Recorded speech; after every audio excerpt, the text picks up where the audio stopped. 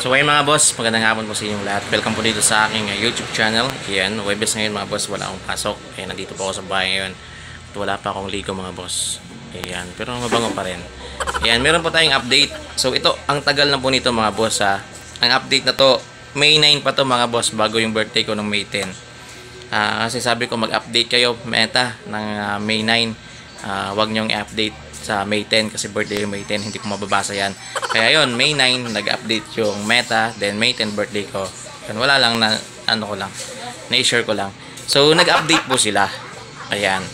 Totoo naman talaga na hindi na pwedeng kumita yung mga nagre-reels sa bonuses. Sa bonus lang yun mga boss.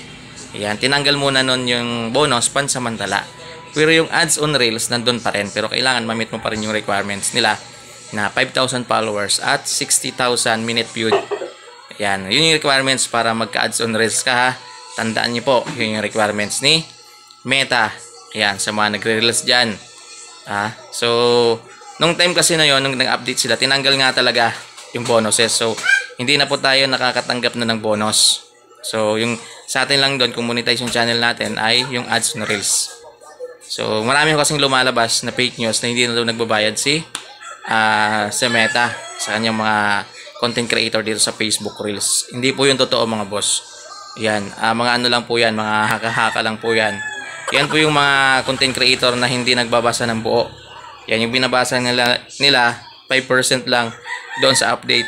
Yan yung mga tamad magbasa mga boss. At yun, gagawa-gawa ng video na, ay guys, hindi na daw kumikita sa Facebook Reels. Ganun. Diba? Anong tawag sa mga ganyan?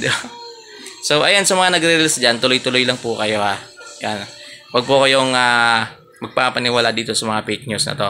Ang tagal na po niyan mga boss, May 9 pa po yan.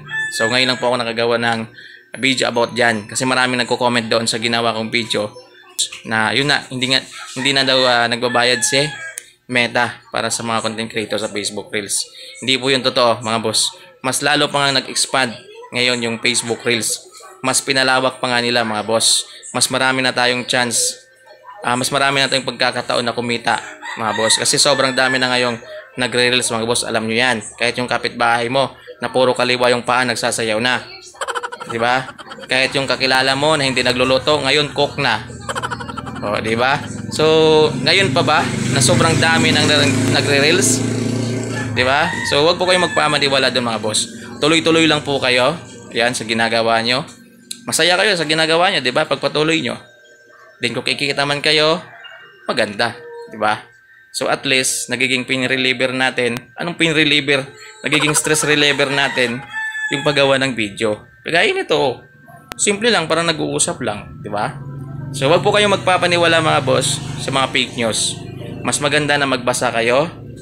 Yan. At yung ipalo nyo mga boss, yung Facebook for Creator. Doon kayo maghintay ng update. Hindi dito sa mga content creator na to na puro fake news yung nilalabas. Yan. So, yun lang mga boss. Maraming salamat.